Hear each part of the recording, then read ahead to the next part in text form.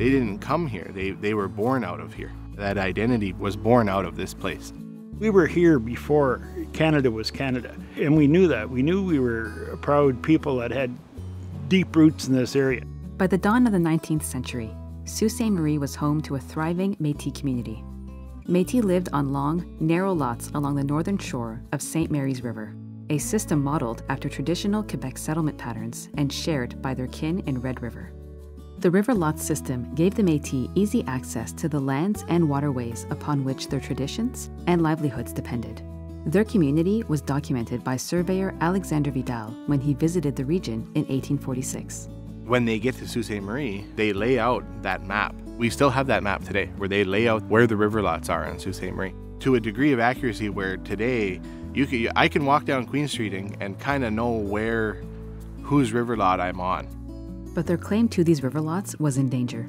Vidal had been sent to survey the land to pave the way for European settlement and resource extraction. 4 years later, in 1850, the Crown sent Commissioner William B. Robinson to negotiate a treaty agreement with First Nations that would open the land around the Upper Great Lakes for settlement. Eager to protect their river lots, the Métis sought to be included in these negotiations.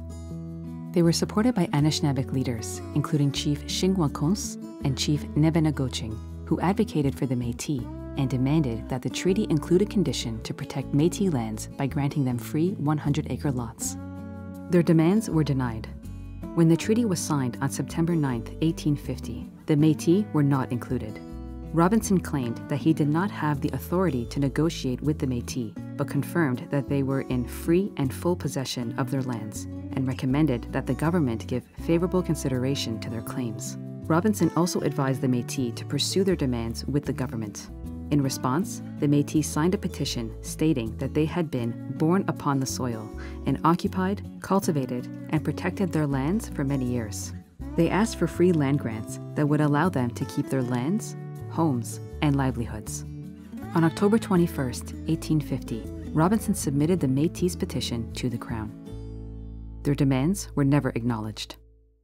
After the treaty, what happens is, those promises are made that our land is going to be protected.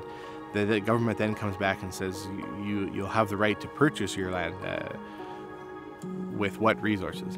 After the Treaty of 1850, when the whites started coming in droves, they had no title to the land, similar to what happened in the Red River area, and they just came in and took the land because we didn't have a paper from the government saying we owned it.